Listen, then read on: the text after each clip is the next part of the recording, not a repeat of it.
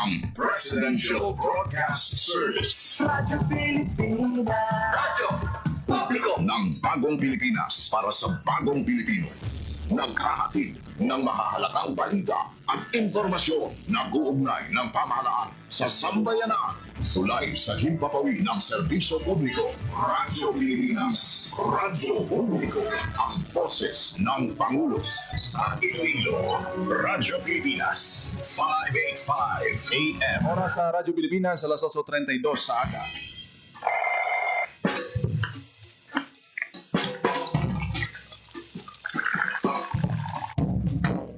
Aga sa Iloilo.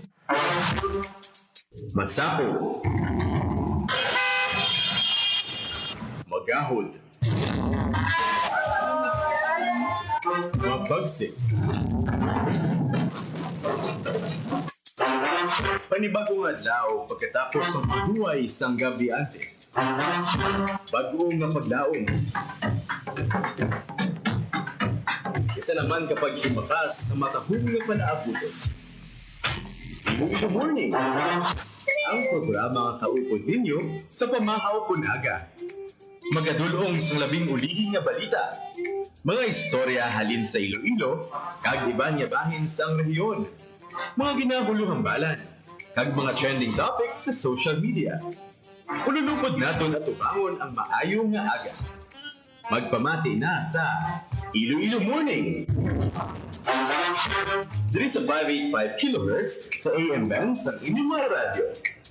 Radyo Pilipinas Iloilo, the only government radio station in Western Visayas.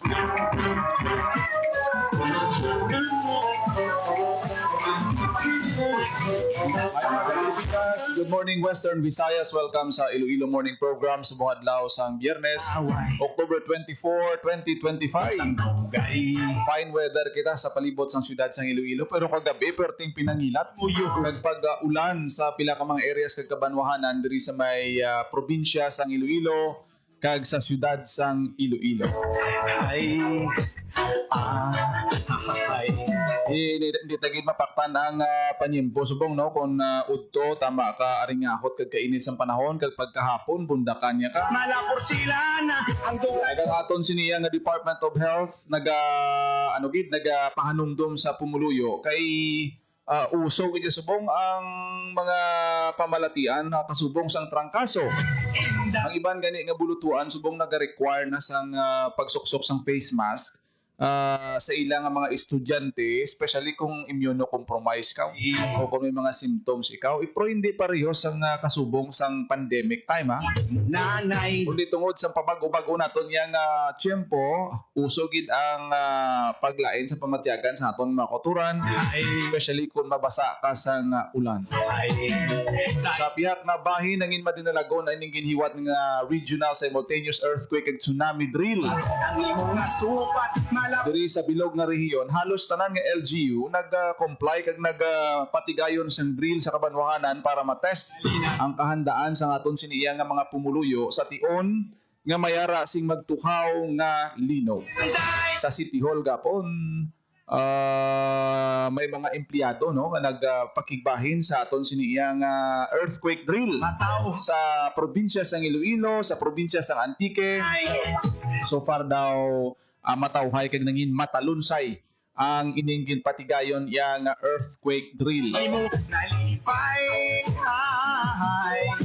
Iti isang una daw wala man gid silinga daw permigid bala ang pagpatigayon sa drill, pero sa subong iya nga sa isa ka bulan to daw wala sang adlaw nga wala sang pagtayog nga nabatyagan sa pungsod. Ang dugan ko Subong daw gina-require gid sa tanan nga mangin alerto sa aton sini nga mga bulutuan, mga institusyon, mga buildings.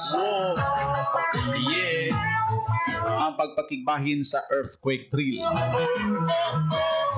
Sa piyak na bahin o plan on das ang aton siniyang mga government agencies LTO kag LTFRB na talana nga magapatigayon sang inspeksyon sa pila ka mga terminals naton kag mga areas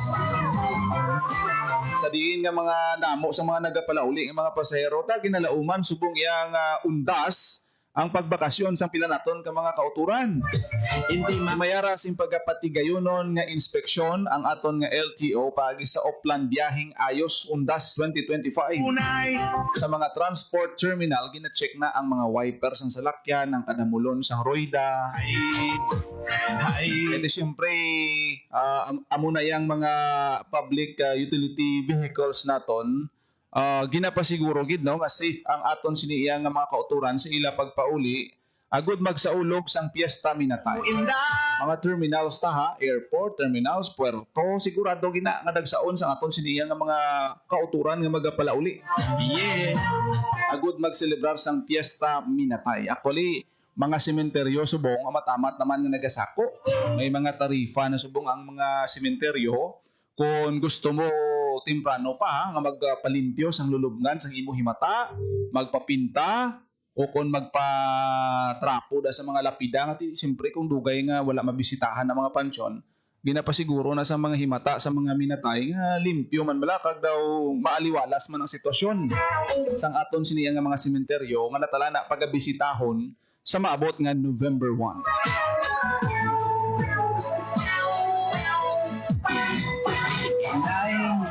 Sa imo pag-iay. Speaking of earthquake, ang aton siniyang provincial capital ginpaidalom na sa structural integrity inspection sa nagliligad ng mga sinimana kasunod sang nabatyagan naton nga mga paglinog. Tandaan nyo to nga si Governor Defensor sagwa sang entrance sang Kapitolyo nag-opisina kang nagpamirma. Ang aton nga mga departments nag-cater sang mga kliyente sagwa sang Kapitolyo. Tungod sa pagtayog na nabatyagan sa Capitol, kagin-confirm sa aton sini nga provincial government pagi sa provincial engineer sang Capitol, may litik to nga nakitaan. So gin-invite sa nagligad sa provincial government ang DPWH agud i-confirm ang status sang sining structural integrity sang Kapitolyo kag ang litik nga nakitaan sa sulod. Ano bala ang findings sang mga engineers naton kag sa mga inspectors? Hibaluon ta sa detalye sang balita ni Hope Turuchente. Good morning, Hope. Good morning, Jen. No, ang Kapitolyo Provincial sa Iloilo ang ginpasiguro sa Department of Public Works and Highways Region 6 nga safe no o structurally sound suno sa DPWH. Ginpahayag ni DPWH Officer in Charge, Regional Director Engineer Jose Al Fruto sa iya sulat kay Provincial Engineer Romeo Andig, no? Nagpatigayon sila sa non-destructive test agud masiguro ang structural integrity sang building matapos ang magnitude 4.4 nga linog nga natabo sa syudad no sang October 15, 2025. So lakip dyan no sa mga ginpatigayon nga test amo ang rebound hammer test kag ultrasonic pulse velocity test o kon UPV test nga gingamit para mabalaan ang kusog sang konkreto kag kadalumon sang mga crack no nga nakit-an sa edipisyo sang Kapitolyo Provincial and also sa Casa Real no. Base sa resulta sang rebound hammer test ang building no sang ang concrete sang building may average compressive strength nga 57 MPa o kung masobra 8,200 PSI na mataas sang 6,000 PSI nga design strength sini. So samtang ang UPV test naman o kung ang ultra sonic pulse velocity test nakita nga ang mga crack nga nabantayan o kung nakitaan superficial lamang kag limitado sa plaster layer nga may kadalumon nga 30 to 35 millimeters. That is why no nga na-conclude sang DPWH Region 6 no nga mga personnel o kung mga engineers nga sound no ang building sang Kapitolyo Provincial. Suno pa kay Engineer Alfruto, base sa resulta ang mga crack no surface level lamang kag nagapakita nga bisan anong wala sang structural concern gani ang building luwas kag pwede gihapon nga gamiton sang mga empleyado. Ining assurance actually Jen no ang ginapangayo gid sa aton nga gobernador and also sang mga opisyal dira sa may Kapitolyo Provincial kay laing gid ya kung may assurance from our experts no from our engineers nga pwede gamiton o kung safe for occupancy ang building sang Kapitolyo Provincial, especially damo-damo no hindi lang empleyado ang nagatransact dira but also clients sang Iloilo Provincial Capital. So ginpatigayon ng assessment bilang sabat sa worry no kung kabalaka matapos ang linog na na-record sang FIVOX sang October 15. Padayon naman nga ginabantayan ang Iloilo Provincial Government ang mga pampubliko nga mga estruktura para sa posible nga mga epekto no sang linog. So amo na permi every time nga may linog ginapacheck gid ya gilayon no sang Iloilo Provincial Capital ang edipisyo no kon building para sa mga empleyado kag mga kliyente dyan. So kabay pang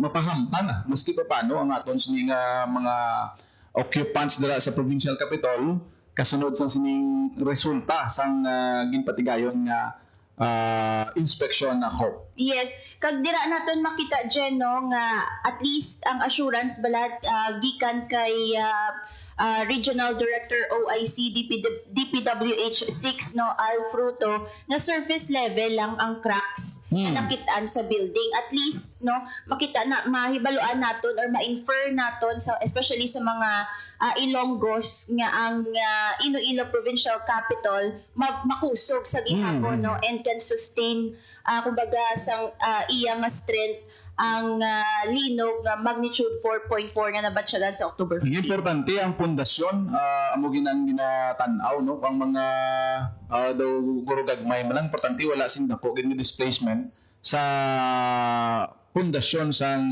building kay ko mga minor cracks pwede na ya ma-repair no pero kung daw pundasyon gid niya ang dalagko ng mga haligi ang mga maapektuhan medyo peligroso sa bahin sa aton siya nga mga empleyado kag mga kliyente dira. At least certified by Department of Public Works and Highways kag manamo sa mga agencies involved sa sining inspection kag makahimo man sang isang amo na importante ang data bala para nga mapreparahan man sa aton provincial government kung may kinahanglan nga i-repair, pa-strengthen kag i-make sure na ang edipisyo safe sa tanan ng mga kliyente. Madamo kasalamat Hope sa imo sining nga balita. Para sa Bagong Pilipinas, Hope Torrichante, Radyo Pilipinas, Radyo Publiko. Nabatihan balita ni Hope Torrichante nagikan sa Kapitolyo. Actually sa tanan ng mga establishments, tanan ng mga opisina, sa subong ginmanduan gid na sila nga to assess the structural integrity sang mga pasilidad. Mga eskwelahan Department of Education gina-secure gid nila, gina-inspect gid kay simpre mga kabataan para da Si Tuto Gatulo ang laway. especially kung high-rise nga mga building mas need ang pag-usisa sa pundasyon sa kabaskugon sang sining mga edipisyo Pusa imo na. kay tiga pabatyagin in earthquake mapilitan gid kamo siniya nga magpatigayon sa inspection, earthquake drill. Sa una daw ano man lang ni daw ginatan-aw lang ni for compliance. Pero sa subong ya tungod sa mga pagtayog nga nabatyagan naton, di daw automatic na nga kinahanglan ginaton mag-prepare. Speaking of linog, sa may bahin sang Davao Oriental 6:14 sini nga aga may na-record nga 4.8 magnitude nga linog sa Governor Generoso Davao Oriental. Muna nga daw everyday kita nyo bisan sa inyo sini nga social media page kamo sa notification da nga sa amon nga lugar from north to south sang Pilipinas damo sang pagtayog aftershocks nga nabatyagan. Ay, sa imo pang lakat matagugang. Dino ka timely gid sang sining mga earthquake drills naton nga ma-refresh ang aton siniya nga mga pagpanghanda kag response.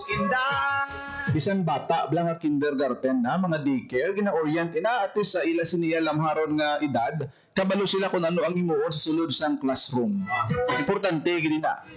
Amo gina ang ginatandaan ko gina sa ginhambal ni Governor Defensa. Importante gid na sa aton mga kabataan.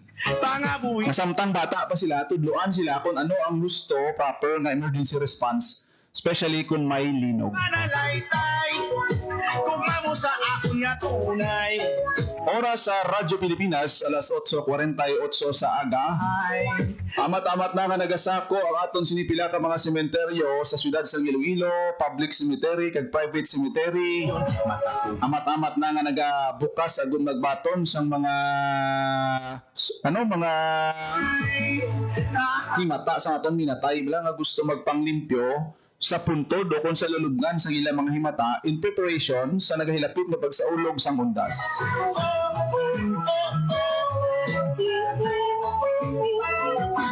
Expect mo sang pila ka mga traffic routing nga ipatuman sang Iloilo City Transportation Management Office sa maabot yang November 1 kag 2 kay kalabanan o kung halos tanan nga mga public cemetery naton kag mga private cemetery nga damo sa mga nagakadto bala tisiraduhan na dang pila ka porsyon sa dalan. Comply kita sa mga designated parking areas nga iga-assign sang Iloilo City Traffic Transportation Management Office. Sa imong nalipay. Kundi ang mga designated parking areas kay kung pagustuhan na karon medyo mabudlay ang sitwasyon kung hindi mahimuan sang traffic flow no ang aton siniya nga mga sementeryo sa tion sang undas. Yara sa masobra 300 o kung 3 kagatos ka mga personnel from ICTTMO kaupod ang ila sining support staff ang ginalauman nga i-deploy sa mga nagapanguna nga sementeryo sa siyudad sang Iloilo para preparahan kag giyahan ang aton nga mga motorista sa sinangadlaw. Natuon paabi nga ang November 1 sa subong nga tuig ara sa weekend no November 1 Saturday, November 2 Sunday. Kuan gini himungasa sang pagpauli expect mo na sa last week sang October, especially sa mga 3 days 2 days before sang undas. Ang laway, hindi makatulog sang dugay. Kaya sa aton sa nga paglibot sa Tansa Cemetery sa Niligat, kung itandaan ito sa unang nag-viral photo, ito nga ang daw halos sa sobra 7 kasampaw nga pansyon bla nagkalaroy ang da sa may Tansa Cemetery. Ang good news kay nakayunay na tag na simentohan na Sa imo ka. sa Nagdigad kung di tandaan nyo ito nga grabe ang ulan tapos daw tama na bla kagabok sang pundasyon sang pansyon tinarumpag to sa una pagbalik ta sa Nagdigad nga adlaw sa Tansa Cemetery kung namangkot kita sa taga Senro, ang good news kay nahipid na. Sa una, nagkalawasak ang mga lapida, nagkaginuwa ang mga lumon tuhod ng naroyangan, kasunod sang pagulan. Tusubong daan nga perting bubo sa ulan. Isa ka oras kapag bubo sa ulan, madanaw ng ugsaran mo, especially diri sa may syudad sa Iloilo. Nanay. Bastante gani kita sa drainage project, kung tanawon ta, totalon ta siguro ang allocation sa sininga tuig para sa drainage project. Galing kay ti daw hindi man gid na iya siling kung i-equate mo nga ang kadamuon sang drainage naga-reflect sa kung makalesen siya sang pagbaha. Kay ti climate change na iya ang main reason kung nga ang volume sang pag-ulan subong. Kuana nang hindi na normal ang kadamuon sa ulan. Plus pa ang aton nga mga environment, ang aton forest, medyo kuro-kalbo na bisan kadamo sang flood control mo, kag drainage mo kung ang sabahin sang environment nga napabayaan mo. Kaya mo na hindi mo na iya masiling bisan pila pa ka bilyon ng allocation mo sa flood control project. Bisan damo-damo pa na nga project. Daw hindi ginaya assurance nga malesen ang pagbaha-baha, especially diri sa may syudad sang Iloilo. Kita mo to sa sa Rojas City nga sa Subong. Imong pag-ilit ay Damo sang mga damage na nabilin, no, ining baha nga nagluntad sa nagligad nga daw kagabi may mga videos gani sa pila ka mga banwa naton nga sige ang pag-ulan, nagtaas ang tubig. Dughan ko sa imo nalipay. Hindi mapunggan maghay-hay. Oras sa Radyo Pilipinas alas 8:53 sa aga sa atong sining pagpangalagad sa programa Iloilo Morning. Ang iban pa nga mga balita naton itigana naton sa iba naton nga mga programa diri sa Radyo Pilipinas Iloilo. Ongoing ang inspeksyon subong sang Land Transportation Office sa mga terminals para mapasiguro ang safe nga biyahe sa aton sining mga kotoran. Nang iban excited na nga magpauli sa ila sinitag sa mga lugar, mga banwa nila para nga magbisita sa mga patio sa dason nga simana. Sang tunay. Idamo sa mga aksidente bala nagatabo sang nagligad nga simana. Tandaan niyo tong natabo sa kuan sa Nabas Aklan. Nga daw pila to ka salakyan na nagkarambula. Tiyan mo na, masiling naton nga ang reminder sa aton mga motorista kung magbiyahe ka mo, Sa imo pang lakat. check mo gid ang ang kadamulon sa inyong roida, ang imo sining nga oil sa salakyan mo, preno ang siling nila nga blow bags. Sugan ko inda. Blow baguettes.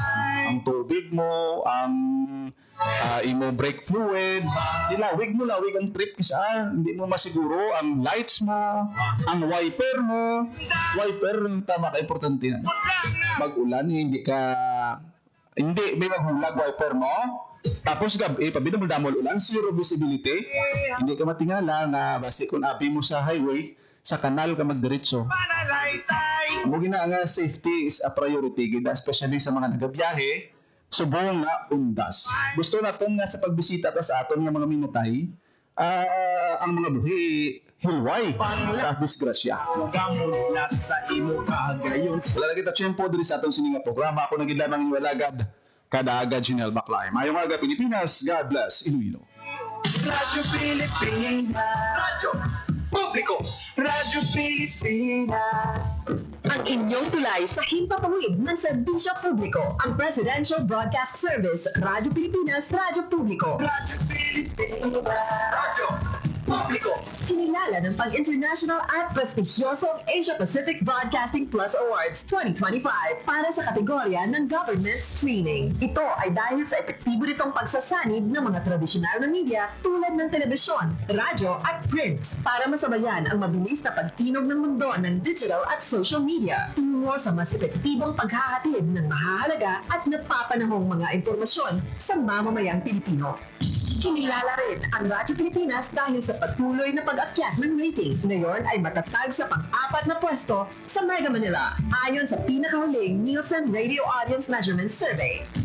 At sa social media, nakamit ang higit 2,000% pagtaas ng bilang ng mga sumusubaybay sa Radyo Pilipinas page sa unang bahagi ng 2025. Patunay ito na ang inyong Radyo Pilipinas Radyo Publiko ay tunay na kaagapay ng inyong pamahalaan sa paghahatid ng serbisyo sa mga mamamayang Pilipino. Mula sa aming lahat, sa ngalan ng inyong pamunuan at mga kawani ng Presidential Broadcast Service, kasama ang inyong mga himpilan ng Radyo Pilipinas sa buong kapunuan. Maraming salamat po sa inyong lahat, sa inyong pagtangkilik at pagkilala. Radyo Pilipinas. Radyo Publiko.